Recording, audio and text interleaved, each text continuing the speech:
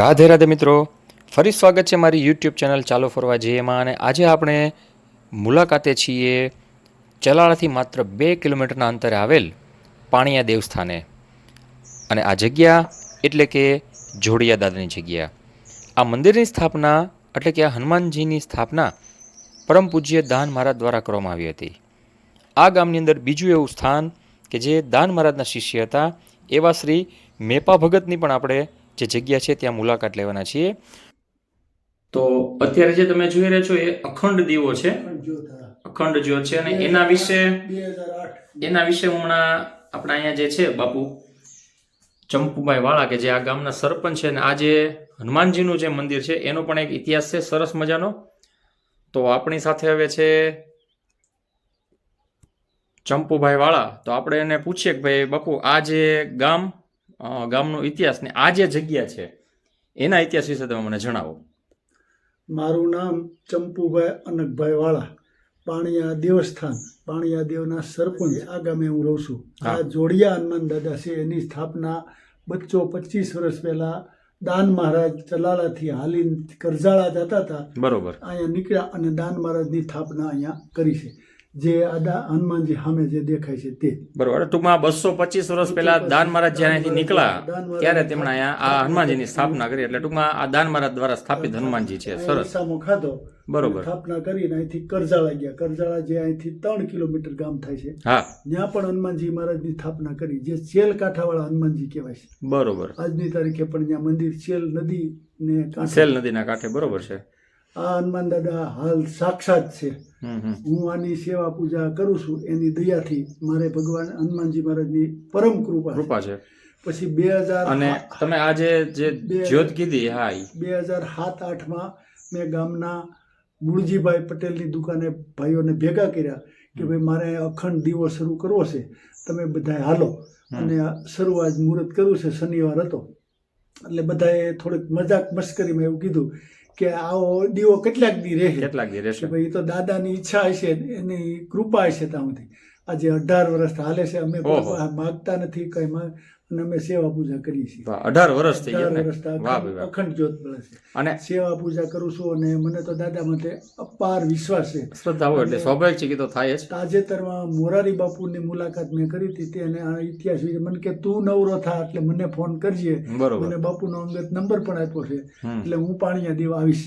એટલે હું તો હનુમાન દાદાને એવી પણ પ્રાર્થના કરું છું કે બાપુ ચલાળાની આજુબાજુમાં એક કથા આપવાના છે, એટલે હનુમાન દાદાને હું પ્રાર્થના કરું કે પાણિયા દેવ જ આપે. એટલે આ પાણિયા દેવથી ચલાળાનું દાન મહારાજનું ગામ છે, બરોબર. એટલે જો પ્રેરણા કરે તો એ પણ થઈ શકે. મોરારી બાપુ ટૂંક સમયમાં અહીંયા દર્શન કરવા પણ આવવાના છે. અચ્છા, અને બીજું તમે જે આ પાણિયા દેવ છે આપણે, એ દેવ પાણિયા દેવ કેમ કહેવાય? એ દાન મહારાજનું, એટલે દાન મહારાજનું આ ગામ. અમરેલી જિલ્લામાં 3 પાણિયા છે, બરોબર. એક અમરેલી તાલુકાનું જે અમરેલીની બગસરાની વચ્ચે આવે છે, કલુબાઈમાંનું, ત્યાં પણ દરબારના દીકરી કલુબાઈમાં થઈ ગયા. એનો ઇતિહાસ પણ એવો જ છે. આજે ત્યાં રામાપીરનું સાક્ષાત અને માં, ત્યાં બાપુ રામ ઈ શબ્દ વપરાય છે, બરોબર. બાપુ રામ આજની તારીખે કહીએ તમે જો જાઓ તો ત્યાં દર્શન કર્યા જેવું છે. બાપુ રામની સમાધિ છે, અને કલુબાઈમાંનો ફોટો ને એની સમાધિ છે. ત્યાં પણ સેવા પૂજા થાય છે, અને એ સાક્ષાત એનો કઈ ઇતિહાસ ખ્યાલ છે આમ કે બહુ ઊંડો કાંઈ નથી. તો ત્યાં જઈશ તો હું ચોક્કસ ત્યાં મુલાકાત લઈશ. છે. પછી એક ધારી તાલુકામાં 2 છે, એક આ પાણિયા દેવસ્થાન અને એક પાણિયા ચાંસઈ કહેવાય.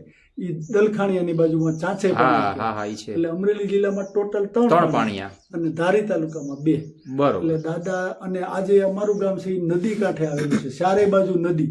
અહીંયા કઈ નદી છે? અમારે એ કરેણીઓ નદી કહેવાય, જે ઉડલી, ગરમલી, નાની મોટી, કરેણ, વાઘવડી, એ બધું પાણી અમારા ગામમાં આવે. એ પાણી આવે એટલે ગામમાં પાણી અમારે ઘરી જાય. અમારે તો બહુ તકલીફ વાળું, પણ દાદાની દયાથી આજથી સુધી એટલા બધા વાવાઝોડા, વરસાદ, પવન, તોકેતોનું વાવાઝોડું, પણ કૂતરાનો કાન પણ ખાંડો થયો નથી. પણ એ દાદાનો સાક્ષાત પરસો.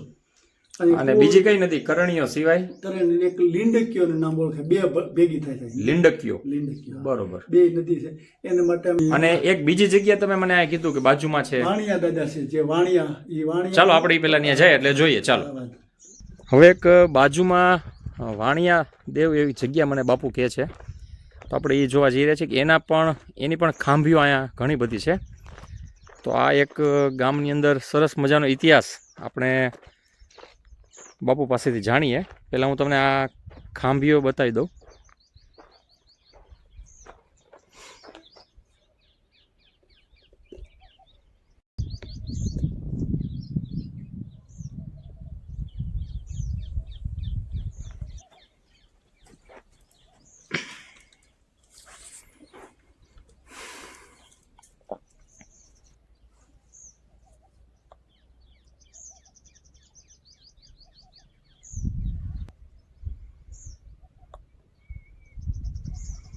તો બાપુ આનો શું ઇતિહાસ છે એ મને જણાવો. આ વાણિયા દાદાની ખાંભ્યું છે. વાણિયા દાદા. વાણિયા દાદા બરોબર. નીચે ખીજડા વાળા મામા, આ મામા દેવ છે. અચ્છા, આ ખીજડાવાળા મામા. મામા ખીજડો છે ને ખીજડા નીચે મામા દેવ છે. બરોબર. તો આનો વિશે કયો ને સેજ મને. ખીજડા મામા. પછી વાણિયા દાદાને 111 વર્ષ પહેલા અહીંયા ધીંગાણું થયેલું. અચ્છા. અને વાણિયા મરાણા છે અહીંયા. વાણિયા મરાણા. ધીંગાણું કોની સાથે ને કોણ મરાણું? કોક ગરાસિયા વારે થયેલું છે. ગરાસિયા દરબાર આરે ધીંગાણું થયું હતું વાણિયાઓને, અને વાણિયા મરાણા. આ વાણિયાઓની ખાંભી છે. વાણિયાઓની. આનો બીજો ઇતિહાસ કઈ ખ્યાલ નથી. મને કોઈ ખ્યાલ નથી.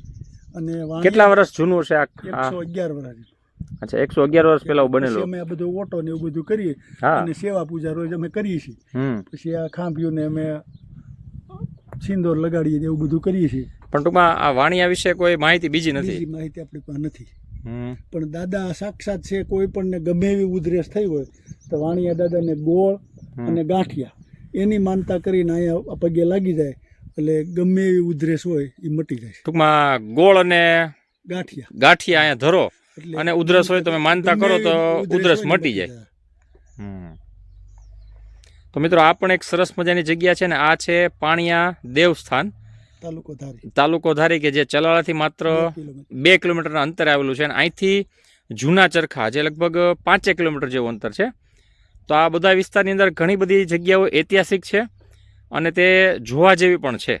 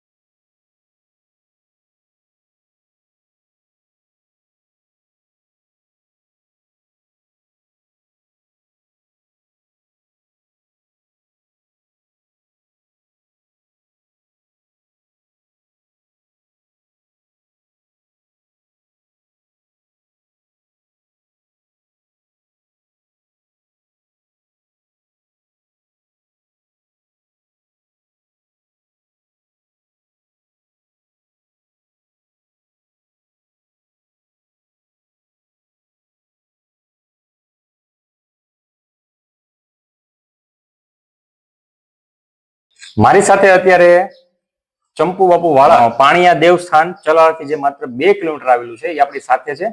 અને આજે આપણે એક નવી જગ્યાએ આવ્યા છીએ અને આ જગ્યા એટલે કે મેપા ભગતની છે. મેપા ભગત કોણ હતા, આ ગામ સાથે સંકળાયેલા કઈ રીતે છે, તો હું ચંપુ બાપુને પૂછીશ કે બાપુ આ જગ્યા વિશે મને અને મારા દર્શકોને થોડીક માહિતી આપો કે આ જગ્યા શું છે, કઈ રીતે આ જગ્યાનું નિર્માણ થયું. જય દાન મહારાજ.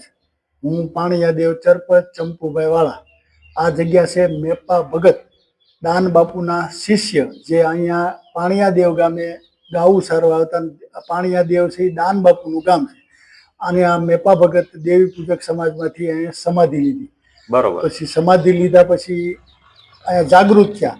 પછી દેવી પૂજક સમાજ તેમજ ગામના બધાને થોડો વિશ્વાસ જાગ્યો અને અહીંયા પગે લાગવા માનતા કરવા આવવા માંડ્યા અને વિકાસ થતો ગયો. પછી વલ્કુ બાપુ જે દાન બાપુના જગ્યાના છે એ પણ દર માગસર મહિનાની પૂનમે દેવી પૂજક સમાજ બાપુની તિથિ છે. માગસર મહિનાની પૂનમે સૌરાષ્ટ્રભરના દેવી પૂજક સમાજ અહીંયા આજની તારીખે પણ ભેગા થાય છે અને બધું મંડપ નાખી અને અમારું ગામ પણ એને સાથ સહકાર પૂરેપૂરો આપી અને મને પણ દાન મહારાજના સેવક હોવાથી પૂરેપૂરો શ્રદ્ધા અને વિશ્વાસ છે.